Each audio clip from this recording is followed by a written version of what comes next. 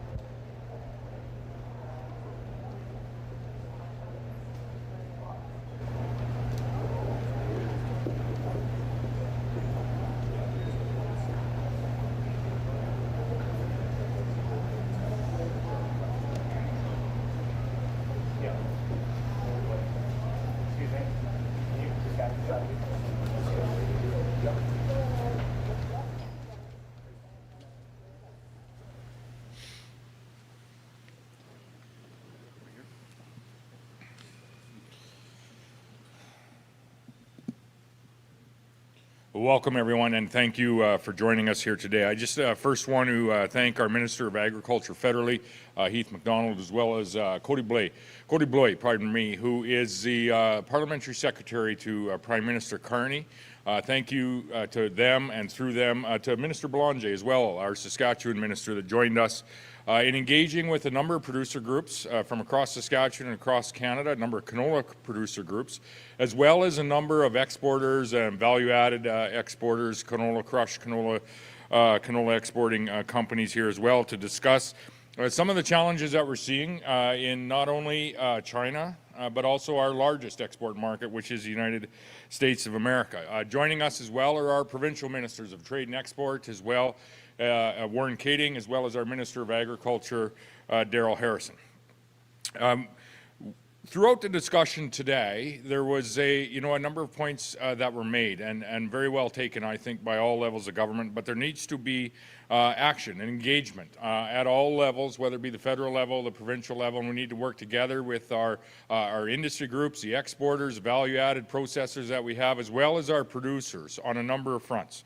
First is to protect the market share and the market access that we have into those significant markets, namely the United States of America, of which we're experiencing much uncertainty on a number of fronts, including agricultural products, as well as China, where we have seen first retaliatory tariffs on oil and meal to the tune of about 100%, or 100%. And more recently, the allegations of dumping with an anti-dumping study that has resulted in a seed tariff of 76%. And we must remember the size and scope and the impact of just the canola industry alone in Canada. It is a $43 billion industry, employing over 200,000 Canadians each and every day. And so really 3 points as we move forward. First is we need to engage at every level. Myself will be in China in the next couple of weeks with potentially another opportunity for engagement before the end of the calendar year. To work alongside our federal government to ensure that we are advocating and advancing to ultimately the people that will find the resolution to this trade challenge that we have on all three products, whether it be the retaliatory tariffs on the seed and meal, or whether it be the allegations of dumping on retaliatory on oil and meal. And that is going to happen by our federal government and our Prime Minister meeting with President Xi and finding our way not only, I would say, to the opportunity and to a better place with respect to the canola industry, but the opportunities that we might have more broadly across Canada in expanding our trade and expanding additional production of all industries to a place like China. There will be opportunities for the President and the Prime Minister to meet. I think when you look at the global calendar of events, and we will be working alongside Cody Bloy as well as other ministers in an effort for that to happen. Second is ultimately at some point in time, should this temporary tariff last for any degree of or period of time, is we will have to work together to signal that we are there to support the canola industry, the exporting industry, and our agri-food industry more broadly. And those conversations will continue. And last, not least, but I would say most strategic and most important, is we need to control what we can control.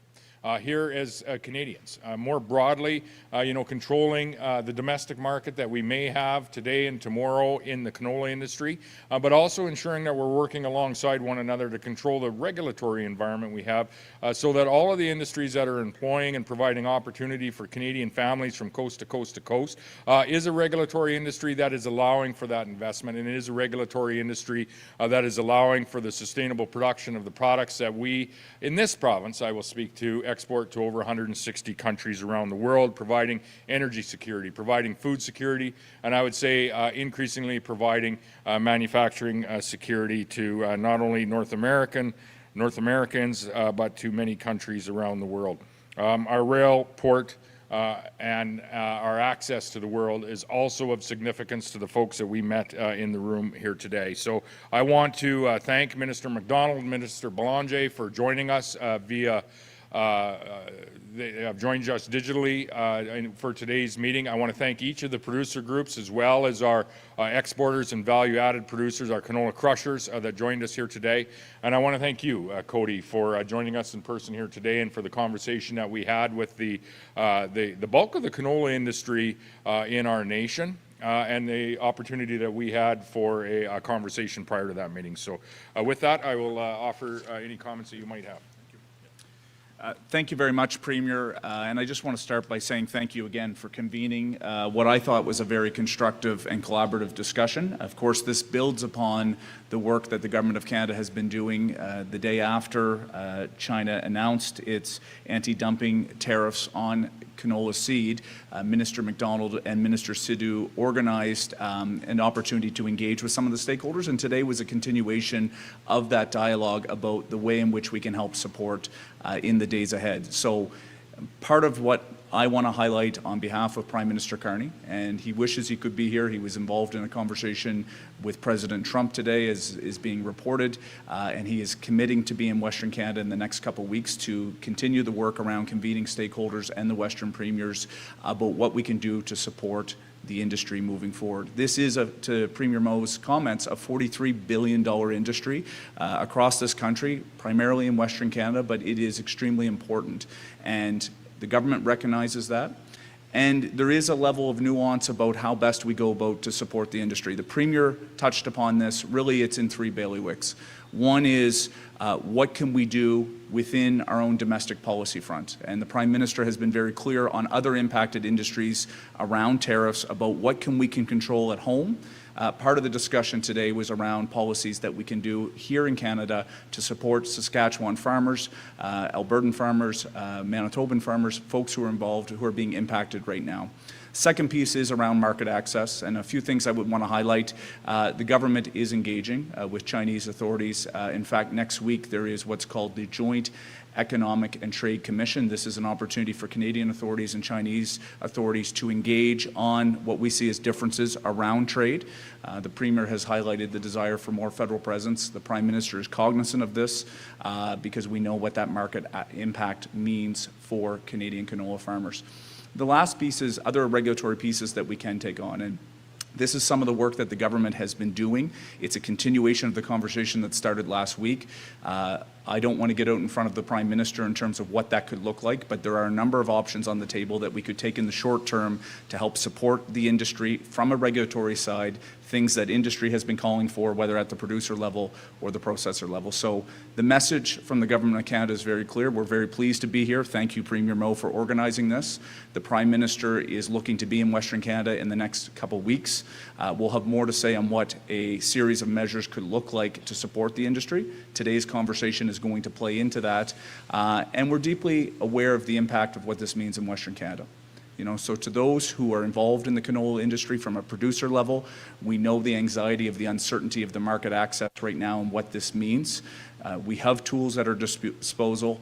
We know your value, and we're going to work hand in hand with the Government of Saskatchewan to see what we can do to mitigate the situation in the days ahead. So I'll leave it at that, and I don't know, Premier, would you want any comments from your ministers, or we'll just turn it over for any questions? Seeing no questions. Seeing no questions. Oh, so, okay.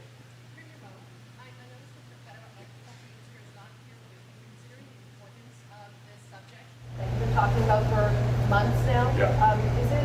What are your thoughts that the federal agriculture minister is is not here with you. Yeah, he was booked to come, but I understand that his plane was not able to make it last night due to some disruptions in the airline industry. So he was booked to come in person. We made a virtual option in case some of the well-documented disruptions in the airline industry did impact him. I think Cody was out in central Canada on different business before and was able to make it. We're appreciative of that. And we are appreciative of not only Minister MacDonald, but also Minister Belanger joined the call today as a Saskatchewan minister as well. I would just say more broadly to your point, this is an important issue, not just to Saskatchewan, but to Canada. It's of vital importance that we are addressing this. And addressing it, I think, in a collaborative fashion. It isn't going to be Premier Moe and President Xi that stand up and say, we've come to a trade deal here and everything is good moving forward. It is going to be the Prime Minister of Canada, Prime Minister Carney and President Xi that ultimately are going to speak on behalf of their countries. And it is very much my position as a subnational leader of a province that has a tremendous interest and stake, and I would say a part to play in advancing those discussions and getting this to a place where we can have access not only to the market, our second largest market in China, but ensuring that we are an advocate and doing and saying the right things so that we continue to have access to our largest market, which is the United States of America. And so we do need to work together for this, and this would be new for this media gallery to have me standing in front of them saying that I am hoping for every success for our Liberal Prime Minister in this conversation. Can you give us any more details on your trip? You mentioned it's going to be in the next couple of weeks. And if these tariffs do go on, you also hinted at some provincial support. Can you elaborate on that, please? Yeah, and those discussions we hope to alleviate, both at the federal and provincial level with our, with our conversations with the highest level that we can engage with, that I will be able to engage with on our first mission, which will be in the next few weeks here. And that's what we're working collaboratively with not only Global Affairs Canada, but with the federal government more broadly on how and where can Saskatchewan be a strong voice in bringing this conversation along and bringing the partners to the table. Ultimately, every country in the world has a little different approach in how, and we understand that with 9 trade offices around the world, it's a little different approach in how you advance the conversation and advance the relationship. This one, it's our view that needs to advance and advance very rapidly, and that's why we are essentially changing to some degree some of the preliminary or previous trade or in-country engagement that we had. We'll also be in areas like South Korea and Japan, other areas of importance for Saskatchewan exports. But we have amended that to some degree so that we can be in China in the next number of weeks and potentially back before the end of the calendar year, all in an effort of advancing that Canada-China trade relations specific to canola, which is the largest export that we have from this province, and I dare say the largest exports that we have from Canada into China, and that's why we all too often see it being targeted when there are, global relation challenges, shall we say. You'll know that your CJWW Saskatoon. Would you say that it's fair to assess that your trip is going to be sort of a warm-up for the Prime Minister? You're going to go there and lay the groundwork for a solution, hopefully, and then the Prime Minister comes in later? Is that kind of what we're looking at? Or? Well, unless I can fix it while I'm there, which would be perfect. But ultimately, as I said, it is going to be a nation-to-nation discussion. And so, if myself as a subnational leader of a major canola producing province, and I would say a province that is no stranger to advancing and advocating Canada's global relations, can in any way be helpful to finding our way to a resolution, not only with our market access of all products, not just canola, but all products into China. I would say also advancing the market access and the trade relations and the trade discussion and the uncertainty to some degree that we see with our largest trading partner south of the 49th parallel, the United States of America. Yeah, that's what I'm up to this fall. Today's meeting was about canola, but peas, will that also be an important part of your message in China? Yes, all agri-food products, and not only the market access that we have today and the current exports that we have enjoyed in our trade relationship with China providing a certain degree of their food security over the last number of years, and I think we have been a fair and a sustainable trading partner, always respecting the trade relationship that we have with the country of China and with the people of China. But I would say also representing the opportunity that lies in the future. As we see discussions around, should we be diversifying our trade relations? China is a growing market and it's a premium market, and most certainly is a market where I would say that we not only have existing opportunity, but we have additional opportunity as well, as we do in India, as we do in Europe, as we do in other areas of the world as well. So we are truly serious about diversifying our trade from a Canadian perspective, and we've already done some of this from a Saskatchewan perspective. China is one of those markets that are going to be part of that conversation, and I don't know if you have anything to add to that, Cody. What I would say is the message is very clear, and the government is very cognizant of the fact of the importance of the Chinese market for Canadian canola exports. Part of the discussion that was happening today is, of course, the work that we can do to engage. I mentioned Jet Sea, which is one form to engage Chinese authorities. The Premier's going to make his trip to China. But part of this conversation also revolves to the Premier's comments of what other markets are available.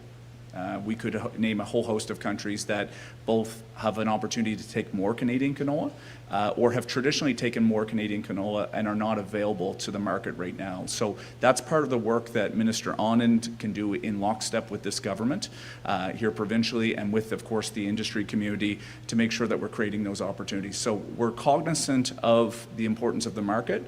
At the same time, I think recognizing that we are in a different world. That was some of the conversation that was made around the fact that free and unfettered access to trade is not looking very promising right now. We are in a different geopolitical context, so what can we do domestically? As the Prime Minister has said, let's control our own destiny.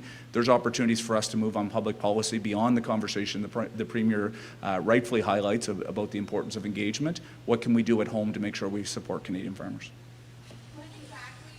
Be traveling to China, Premier, and what about the Prime Minister? Is there a plan for when he will be visiting? I won't make the Prime Minister's plans. I will always invite him on the engagement efforts that we are participating in, as I will invite all levels of the federal government, because I think to have the federal and provincial governments working in lockstep on such an important issue to Canadians and to obviously people that live in Saskatchewan and are employed in the canola industry is important. And it is our path to success on this engagement as well as with the United States of America. And so I'll have some information out in the next day or so, specifically on when we will be in China, and we'll be engaging on behalf of not only the canola industry, not only Saskatchewan, but I would say more broadly all Canadians. I just wanted to thank Dean, I failed to do this in my opening comments, Dean Bedard Hahn for and all of the faculty at the College of Agricultural and Bioresources for hosting us in this beautiful building, my alma mater, and many others here today for this meeting and in the atrium for this media avail as well. I didn't expect to see the world's greatest wheat breeder here. Dr. Pozniak is here from the Crop Development Center. Thank you for joining us as well.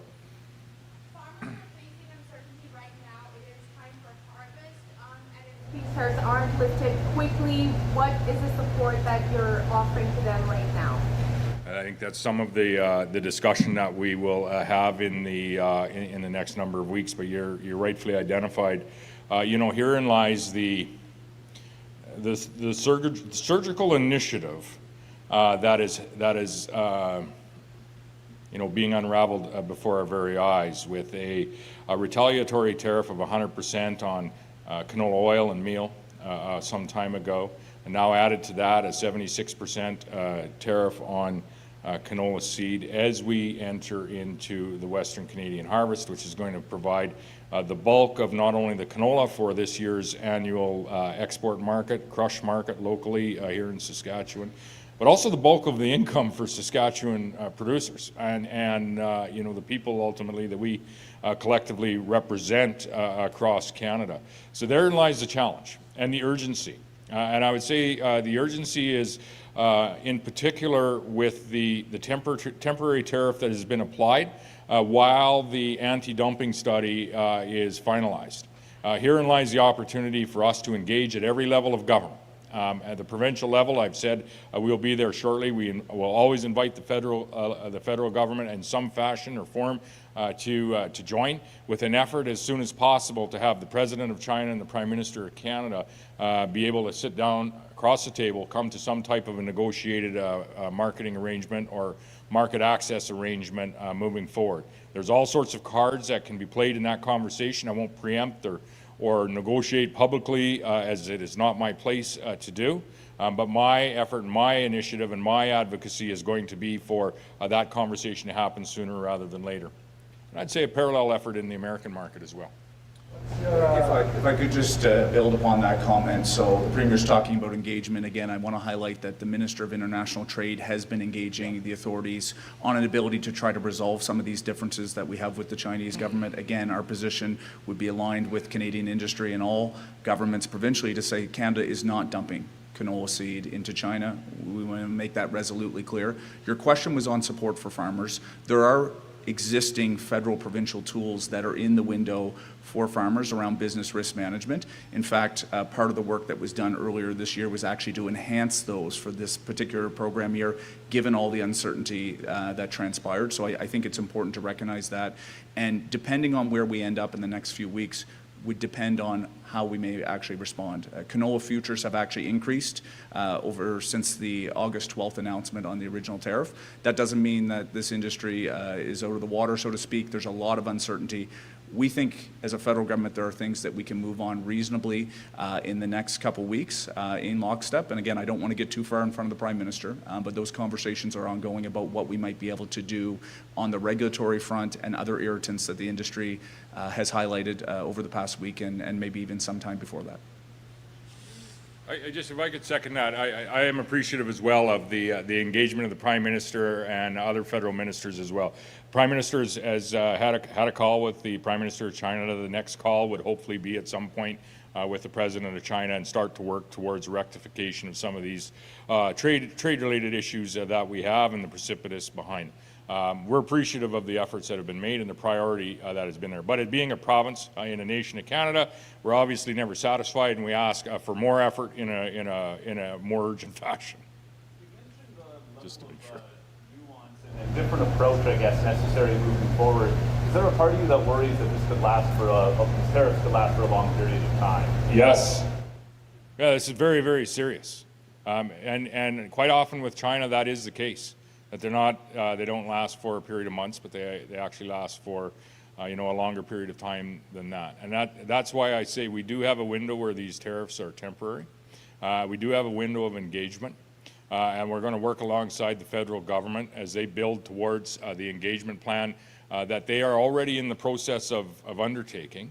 But we're going to not in any way hinder or work against the engagement that the Prime Minister, trade ministers, Cody Bloy is doing on behalf of, as a parliamentary secretary to the Prime Minister, but to add to that and to hopefully bring the resolution date forward. That's the goal on behalf of the producers that we collectively represent. That's the goal on behalf of every individual that works in the canola industry, and there's 200,000 Canadians that are currently employed by that industry today. And I would say that if we find our way through some of the trade challenges in the United States of America market and the Chinese market, that we start to work towards securing some of the regulatory space in our domestic market, that 200,000 number will be much, much larger in the months and the years ahead.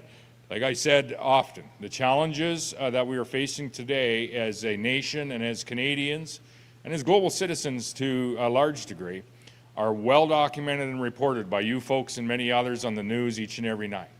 Within those challenges are some opportunities, and you have to look a little harder to find them. And that is what I'm very appreciative of the exporting industry, the value-added industry, and the producer industry associations that were represented here today with both federal and provincial governments. We are very much hunting for where those opportunities are and how are we going to actually capitalize on them. What groups were present? Can you talk about which institutions specifically were present for the meetings? Can we put out a list of that, Ashley? Where's Ashley? Canola Council of Canada, oilseed producers, but I don't want to miss any. We'll get you a list of everyone that was present today, or the organizations that were present. And also just to follow up, I've been hearing some about the agriculture industry in general. I've heard some reports the U.S. farmers are expecting a massively large crop off the fields down there this year. And from some commentators, there's been concern about that it could drop prices across, for many crops, and simply there's just so much. Have you been hearing about this? Is there concern about the various other crops besides canola and just lower prices at all? Yeah, I've seen some of the USDA reports, and there's a number of, I think, factors that go into, at the end of the day, not only what the price of our commodities are, but what the bottom line profitability is, which is what really matters, whether it be to the, the folks that are exporting the product, whether it be raw seed or value-added products like canola oil and canola meal to markets around the world, or whether it be our actual producers on the ground from essentially coast to coast in this nation. We talked to Minister MacDonald about some of the crops on the East Coast, which differ slightly from canola. But paramount among that is you need the weather, the agronomy of which the crop protection practices and the crop production practices that we have here that start in this, literally in this very building with some of the seed research and genetic research that happens is globally leading. And I've always said that we produce some of the highest quality product, some of the most sustainably produced product, which was most certainly proved out by a very recent Global Institute for Food Security, Sustainability, or carbon-based study. And we can be very proud as Canadians of what we produce, in particular when it comes to food production. But paramount among any of that profitability or any of those opportunities is market access, which is very much the focus of the meeting we had here today. Where are our markets? How do we keep those markets open for the volumes that we produce? And with that market access, ultimately, will come in the global pricing and the profitability for everyone involved. So market access is key. We do, and producers do in this province everything else that they need and should be doing. They are producing as much and bringing as much production to the land as possible. But it is our responsibility, I would say, as governments to navigate what are at times very challenging market access conversations. We're here to do that from a provincial perspective, to work in lockstep with our federal government to ensure that we're able to get there sooner rather than later, and I hope it is sooner rather than later, to the earlier question. Can you provide examples of what type of people you would want to meet in China? I'm assuming politicians, but who else in general terms? Yeah, we're just putting together what our itinerary might look like, and working with representatives of the country of China on that as well. What we're really looking to have is an impact with respect to who needs to come together to find a resolution on the current market access that we have valued and I would say enjoyed in China.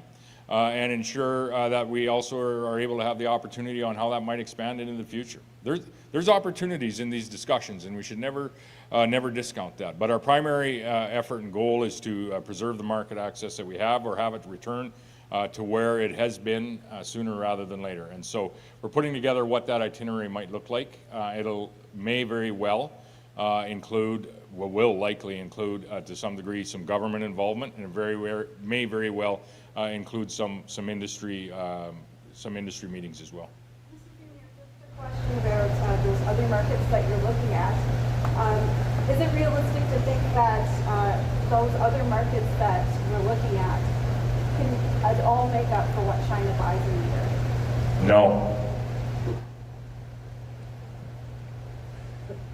No, I think we need to understand precisely the volume of what we produce in this province, whether it be oil, whether it be wheat, whether it be canola. Now, it will find its way to other markets. The reason we are in the United States of America is because they are our historical ally and geographically located very close, and they're a premium market where our products, whether it be in the ag production sector, whether it be in the research sector, whether it be in the value-added sector, are essentially flowing back and forth across the 49th parallel for a reason. It's the most efficient way for us to actually come to a strong, vibrant North American economy, and we have done that. We have, over the last number of years, worked hard to diversify our exports in this province, namely our canola exports as well as our pulse exports. We have worked hard to diversify some of those sales to a country like China as well as India, and for us in Saskatchewan, over 160 countries around the world. However, China has emerged as being our second largest market for canola exports, close to $4 billion of canola exports alone. They're a growing market, they're the largest market in the world, and they're a premium market. And so when we see China starting to look at trade agreements with Australia for Australian canola, we see announcements with respect to soya potentially coming from the US into China, and we're being to some degree challenged in that market because we are aligning with US policy when it comes to steel and when it comes to aluminum and when it comes to EVs. We need to have a conversation with that market player, and the federal government has, in fairness, started that conversation. We are going to advocate for that to be a much more urgent conversation and get to a resolution sooner rather than later, and we'll be supporting the federal government as we find our way ultimately to that point. But to answer your question, when we start to diversify and move that product away from China, it is going to fetch a lower price, and it is going to be very challenging, if not impossible, for us to find another market with the single volume that China may take. So this is an important market for us, as is the United States of America when it comes to canola exports. We need them both, and that is what we're going to do our level best to retain. Sorry. Yeah. If I could just add, just simply, we at the federal government understand the importance of the China market to the point that the Premier has made, and I think it's a parallel track. The Premier's talking about engagement. I've highlighted where some of that's happening. There's more work to be done in terms of what that could look like in the days ahead, and again, I don't want to get out in front of our Minister of Foreign Affairs or the Prime Minister on this, but the other parallel track is what we can do within our own destiny. And so the Premier's absolutely right. One marketplace in terms of trade diversification or multiple may not replace one Chinese market.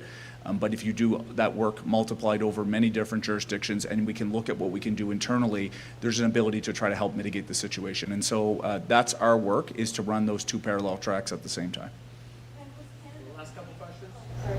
Was Canada's EV policy discussed today?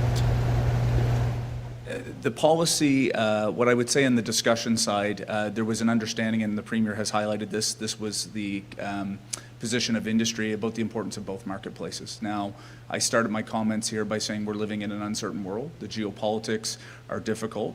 So what I would say is there's an understanding that there has to be engagement. I'm highlighting that that engagement has already started with the Minister of International Trade working on what's called JETC, the Joint Economic and Trade Commission, where our authorities can exchange views in terms of where the trade irritants lie. We think that that's an important starting point.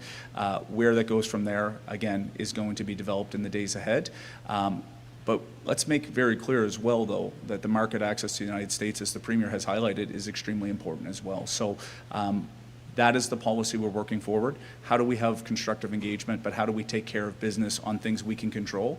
And I thought the conversations were constructive. The message I've got from Premier Moe is we want to work in lockstep and we want to support the industry. And the common message here, again, for the folks that are going to be watching on the TV at home, farmers, people involved in the industry, we understand the challenge, we understand that there has to be action, and we're working to scope about what that appropriate action would be over the next number of weeks and months. Last week, the federal Conservative leader was here, now Conservative leader. He suggested that the tariffs from Chinese electric vehicles collected by Canada be used to help canola farmers or farmers in prairies. Is that something, I mean, what are your thoughts on that sort of suggestion? What I would say is, right from day one, when the Chinese introduced the 75.8% tariff on canola seed, we've been engaging about what we can do to help support and mitigate that situation. Today's conversation was a continuation of what started about a week ago when we brought a number of these industry stakeholders. I say we, Minister MacDonald, Minister Sidhu. So this is a continuing conversation. I think industry and this provincial government here in Saskatchewan would be able to say that this is a nuanced situation. It is fluid. price points have gone up and down over the last number of days as the market is trying to figure out what may happen, and there's still a lot of uncertainty. But the message that I bring today on behalf of the Prime Minister is that he will be in Western Canada in the next couple of weeks. He has committed to Premier Moe and other Western premiers for convening these discussions with industry stakeholders about the best path and the best action moving forward. And those options are being scoped out at this point. That's okay. I'll maybe just comment on that as well. As the first, Prime Minister Carney has been very accessible. I reach out often, and he's makes himself available on short notice, and so that very much is appreciated, as is his and the government's engagement with China. And as always, we want it to be as urgent and as high a priority as possible from Saskatchewan and the canola industry's perspective. To your earlier question on the EVs, I think I talked with Premier Canola about something similar as well. And again, I would just point to the scope and the size of the canola industry versus the size of the EV industry is that isn't going to cut it when it comes, to potential supports that, may be required by this industry at some point. Now, that can all be averted if the highest priority for not only us as a province or us as a nation, but hopefully for those representatives in the country of China, as well, as we're part of their food security supply chain and have been for many, many years. I think in a very strong fashion is for us to find a resolution and a way forward. That's the goal everybody shares, I think, in the meeting today and across Canada. What's your reaction on the accusation by the opposition that the government, the provincial governments, are slow to respond to these tariffs, and the China Trade Office has done nothing to prevent this? The China Trade Office that they would close in their most recent campaign? Is that the question?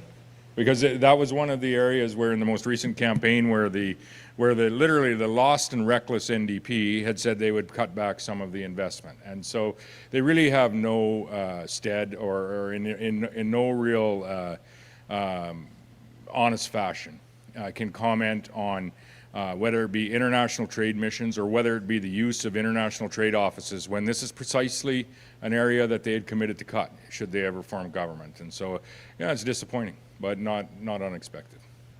Perfect. Thanks, everybody.